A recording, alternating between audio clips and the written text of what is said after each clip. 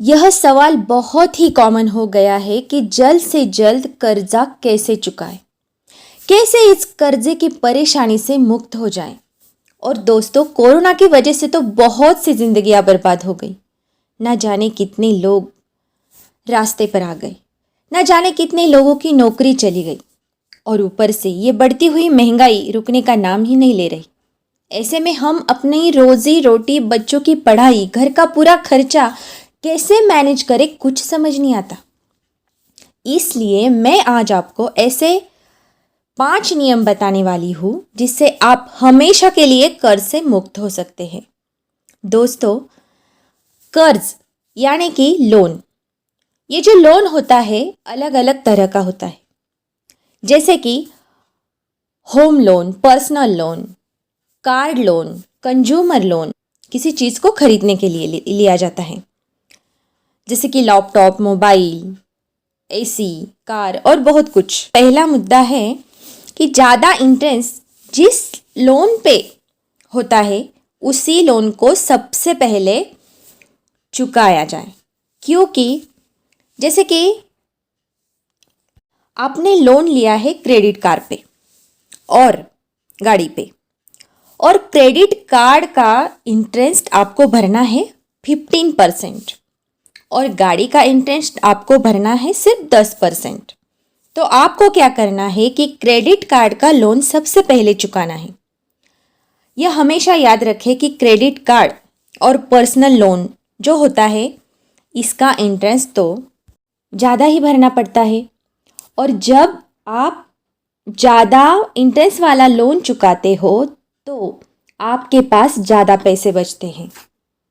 दूसरी बात है, अगर आपने बैंक लोन के अलावा भी किसी व्यक्ति से इंटरेस्ट के तौर पे या फिर किसी से उधार पैसे लिए हैं तो वह आपको सबसे पहले चुकाने हैं।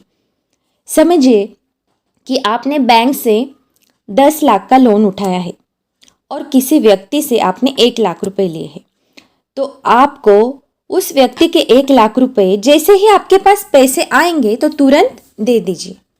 इससे क्या होगा, आपके सर पर से कर्ज का बोझ हल्का हो जाएगा और आपका सम्मान और आत्मसम्मान दोनों बढ़ेंगे, और साथ साथ आपका कॉन्फिडेंस इतना ज़्यादा बढ़ेगा कि आप बड़ा सा बड़ा लोन चुकाने के लिए पूरी ताकत लगा सकते हैं और जल्द से जल्द बड़ा लोन भी चुका सकते हैं।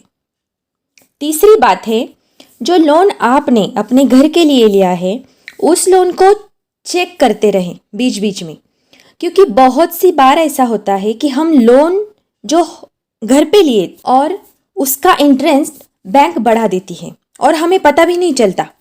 इसलिए बीच बीच में अकाउंट चेक करने से आप जागरूक रहते हैं। और एक बात, अगर आपको होम लोन लेना है तो वह फिक्स इंटरेस्ट वाला ही लीजिए, क्योंकि फ्लोटिंग इंटरेस्ट में बहुत सी बार हमारे साथ धोखा हो जाता है, क्योंकि उसका ब्याज दर कम ज़्यादा होता रहता है। तो इसका फ़ायदा बैंक उठाती है। शुरू में तो वो हमें कम इंटरेस्ट लगाती है, लेकिन बाद में वो बढ़ा देती है और इससे हमारा बहुत सारा नुकसान हो जाता है। और चौथी बात है, कम इंटरेस्ट वाले जो लोन होते हैं वो लोन आप उठाकर उससे ज़्यादा इंटरेस्ट वाले लोन चुका सकते हैं। जैसे कि आपको अगर घर का 10% लोन भरना है और पर्सनल लोन आपको 20% है, तो आप घर पे और ज़्यादा लोन उठाकर उस लोन के पैसे से पर्सनल लोन का जो ब्याज है वो चुका सकते हैं। यह एक बहुत ही ज़बरदस्त आइडिया है।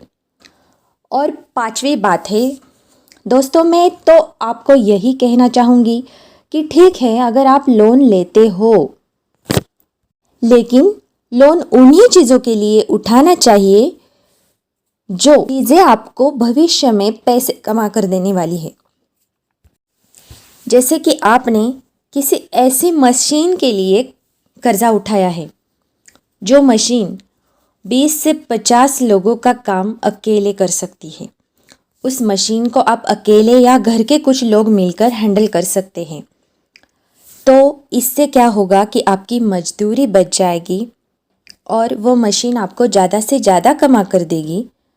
तो उस मशीन के लिए आपने कर्ज़ा उठाया भी होगा तो वो जल्द ही आप चुका सकते हो, क्योंकि उतना ज़्यादा आपको फ़ायदा होने वाला है। तो ये रही थी ये 5 बातें, आप ज़रूर ध्यान रखिएगा, अपना ख्याल रखिएगा। धन्यवाद।